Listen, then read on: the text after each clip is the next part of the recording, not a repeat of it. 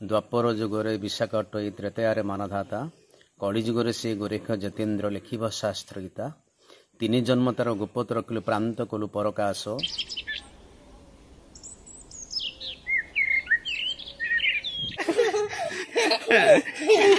नाई नाई नाई नाई मो सागरे पुड़ी मो सागरे तू गाधेलुनु हाँ गाधेबुनु नाई मत छुई पारिबो नाई नाई ना किए छुईबो मते ए लिटिल तार मो धइलानी तू मो पेट को छुचु देखिया हला मु जाउची गाधेबी मु जीबी यहाँ केन्द्रापड़ा भोजी खाइबू तू जीबू की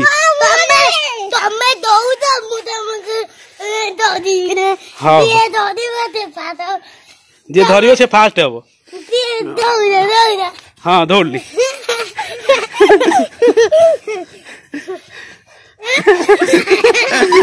हाँ हाँ मु जाउची मां गाधेबी हला गाधे के जीबी केन्द्रापड़ा नाई मु दौड़ पारि आ बल नहीं हाँ तू गाधे पड़ू गाधे पड़ी खाई पुओ तू खेल है कौट जीवनी कौन कौच बल आनी तो हौ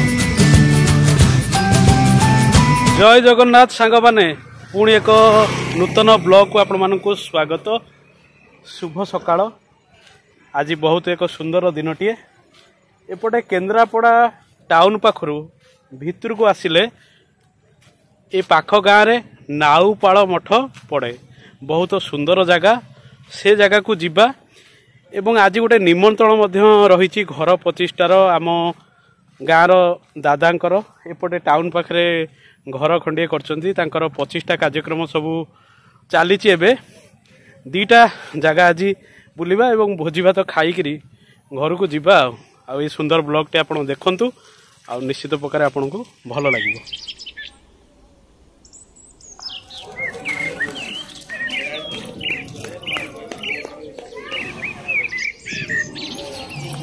बा तुम गाँ ना कौन नागेश्वरपुर तुम गाँव में कौन भल सब देखिया जगह अच्छी भल जगह अच्छी कौ जगह आ मठ अच्छी बा मठ ना कौन नाउपाल मठ आ बढ़िया आर कौन से कौन कहती ठेकुआ क्लिप नाई ये कौ थे पढ़ुची तमें सब पढ़ुच ना पढ़ुना पढ़ुच तो तो ना कौन बा लुबू तो ना माँ कौ थे पढ़ुचु माँ 5 क्लास रे माने गवर्नमेंट स्कूल ना प्राइवेट रे गवर्नमेंट रे हाँ तू गवर्नमेंट रे पढ़ुचु माने पंचम कहबू ना इंग्लिश हो गला इंग्लिश भल जे जानले ये झील आ तुम गाँ भीतर को जीवा है तुम गाँव में भल भल देखिया जगह अच्छी ना कि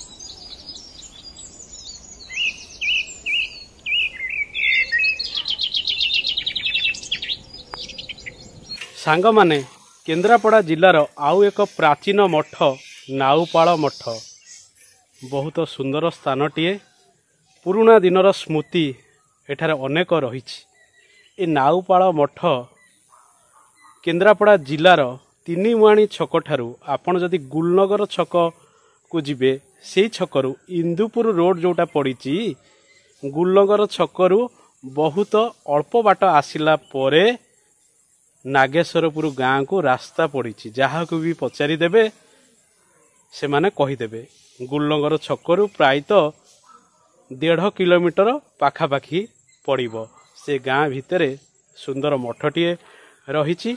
चलतु जीवा मठरे बाबा को दर्शन करिबा एवं मठ विषय बहुत किछि तथ्य आमे जानिबा।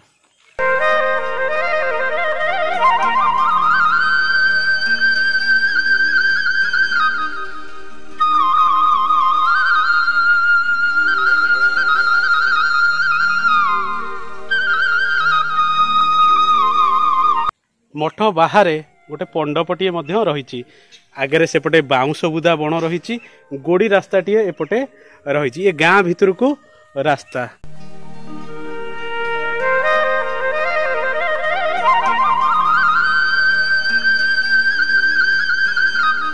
एबे चलंतु सांग माने मठ भितर को जिबा।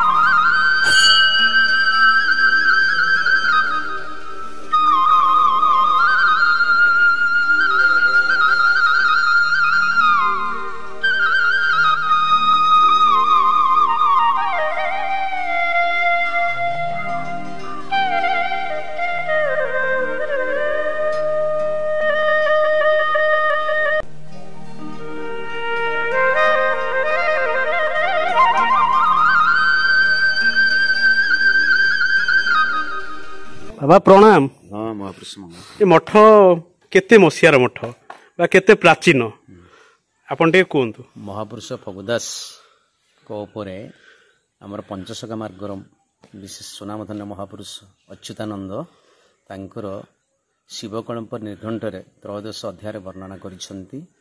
द्वापर जुगरे विशाख अटई त्रेतयारे मानधाता कली जुगरे से गोरेख जतेन्द्र लेखिब शास्त्र गीता। 3 जन्म तार गोपत रखिलु प्रांत कलु परकाश से गोरेख जदि फगुदास एवं अघोरी दिन शेष। नाउपाड़ा ग्रामे जोगपीठ तार गृहस्थ वैष्णव से ही उदय बेल को जोगीदास हनुमंचेश्वर जाई देवसभा ठार यज्ञ आरंभ वरण कर मते भक्त संख्या करी आंभ को कहिब शाढ़ी देवतार माथे। ए कथा महापुरुष अच्युत आज को 500 वर्ष पूर्व लिपिबद्ध करी जाइछन्ति। से संत महात्मा महापुरुष फगुदास तांकर जन्म 1835 ख्रीष्टाब्द निकटस्थ केन्द्रापड़ा जिलार पखोट ग्राम होइथिला। जेतेबेले तांको 7 वर्ष बयस होइथिला सेतेबेले से क्षत्रिय वैष्णव कुल जन्मग्रहण करिथिबारु आध्यात्मिक परिवार तांको घरे समस्त पुराण पोथी गच्छित थिला पूजित होउथिले। से समय सी पिलांको सहित धूली खेलुथिबा समय बापा तांकर घर को फेरी देखंती पुओ तांकर अन्य पिलांक सहित धूली खेलिबारे मज्जित। तेणु बापा दुई पद टिके उत्तेजित भाषा पुओ को कहिले।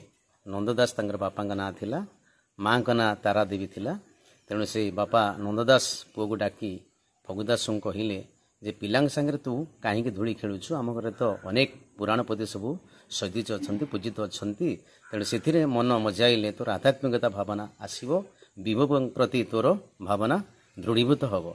से दिन ठारू से लिखिंट तांकर नामस्मरण गीतार 7 बरस है जहूँ मो पिता डाकी मते तहूँ कहले पुथी पढ़ुथिबु काहारी पाखकू न जीवु एमंत बोलण कहले वर्षना करी गाड़ी देले शुणी महिली कातर देह कंपाई थरहर।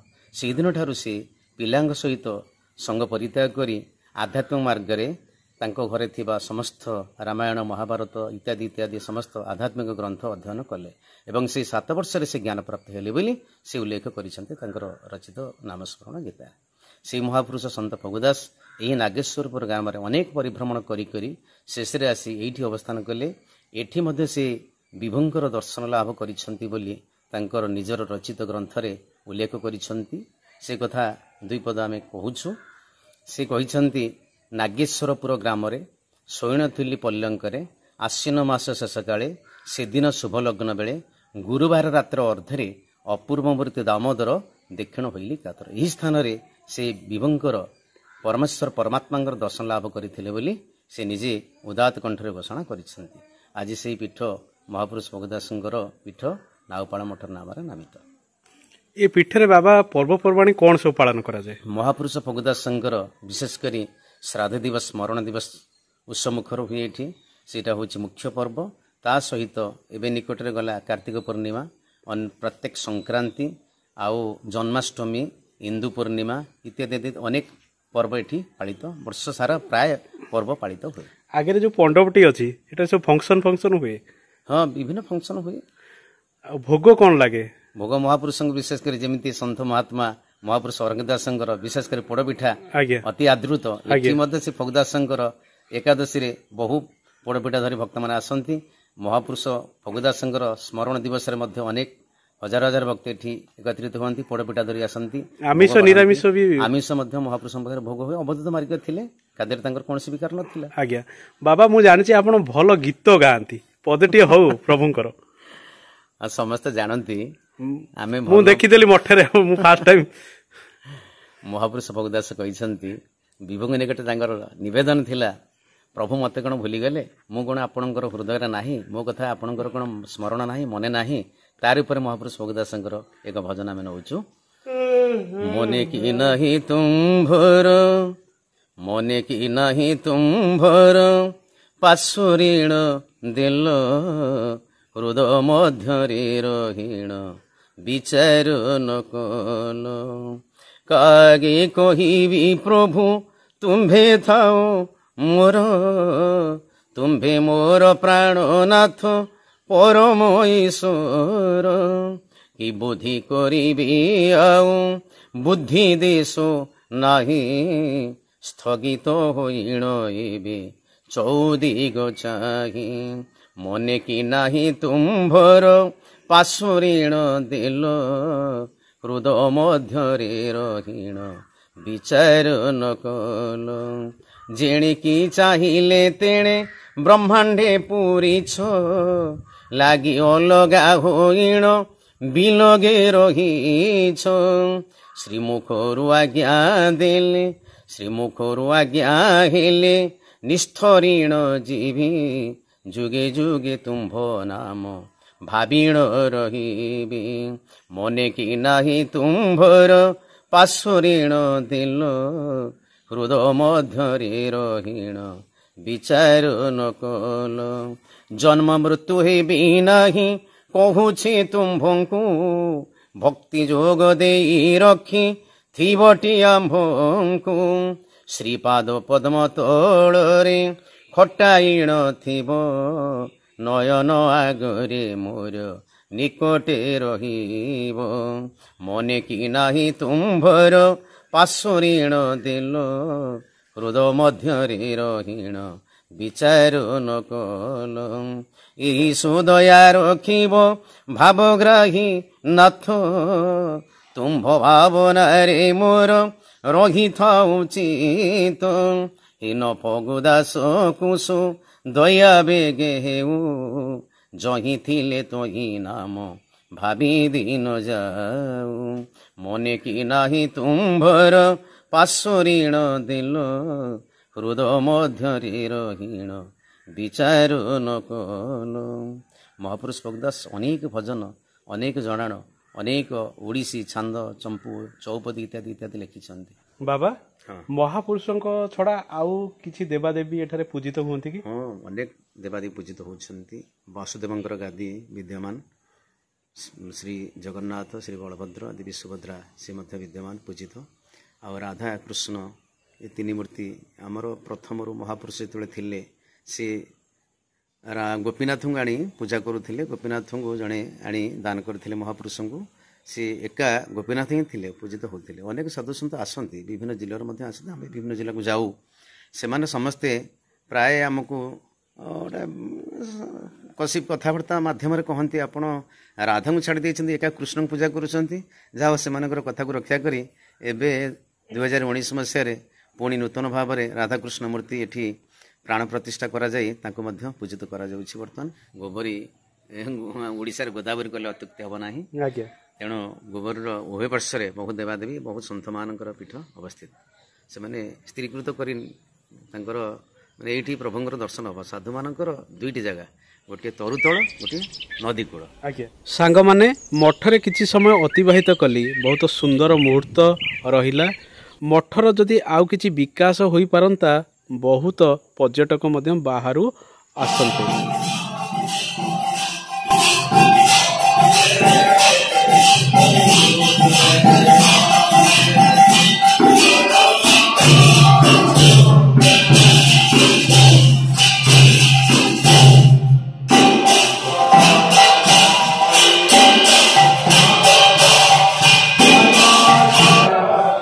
ସାଙ୍ଗମାନେ ମଠରେ କିଛି ସମୟ ଅତିବାହିତ କଲା ପରେ ଏବେ ଆସି ଘର ପ୍ରତିଷ୍ଠା କାର୍ଯ୍ୟ ଯେଉଁଠି ଚାଲିଛି ସେଠାରେ ଯୋଗଦାନ ଦେଲି।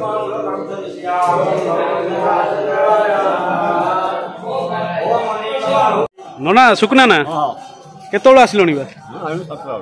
ଚାଲିଛି ତ, ଆପଣ ନହେଲେ କିଛି ହବନି। ଆଉ କଣ ଜ୍ୟୋତିଷ ନହେଲେ କାମ ହବ?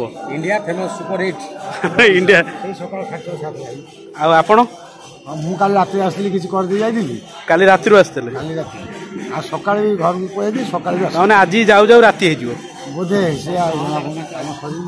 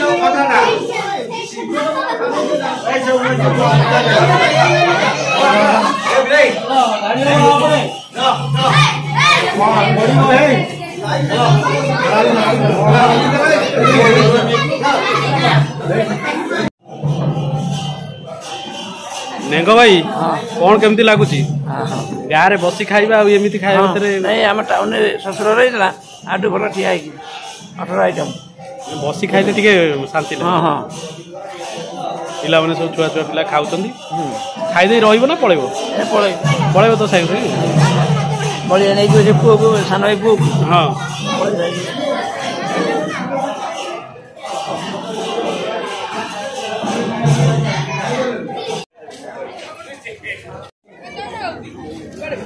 ବିଭିନ୍ନ ଆଇଟମ୍ ହେଇଥିଲା ଆଉ ବଢ଼ିଆ ଟେଷ୍ଟି ମଧ୍ୟ ହେଇଛି। ଯାଉଛେ ଖିଆପିଆ ସରିଗଲା, ଏବେ ଘରକୁ ଯିବା। ସାଙ୍ଗମାନେ କ'ଣ କେମିତି ଲାଗିଲା ଏ ବ୍ଲଗ୍ଟି? ଏ ତ ଟାଉନିଆ ଖାଇବା ପିଇବା, ଏ ବଫେଟ୍ ସିଷ୍ଟମ୍ ପ୍ରାୟତଃ ଟାଉନରେ ଚାଲେ। ଗାଁରେ ବସି ଖାଇବାର ଶାନ୍ତି ଟିକେ ଅଲଗା ପ୍ରକାର। ଭିଡ଼ିଓଟିକୁ ଲାଇକ୍ କରିବେ, ଅନ୍ୟମାନଙ୍କୁ ସେୟାର କରିବେ ଏବଂ ଚ୍ୟାନେଲଟିକୁ ଯଦି ସବସ୍କ୍ରାଇବ୍ କରିନାହାନ୍ତି ସବସ୍କ୍ରାଇବ୍ କରିଦେବେ। ରହୁଛି, ଜୟ ଜଗନ୍ନାଥ, ଧନ୍ୟବାଦ।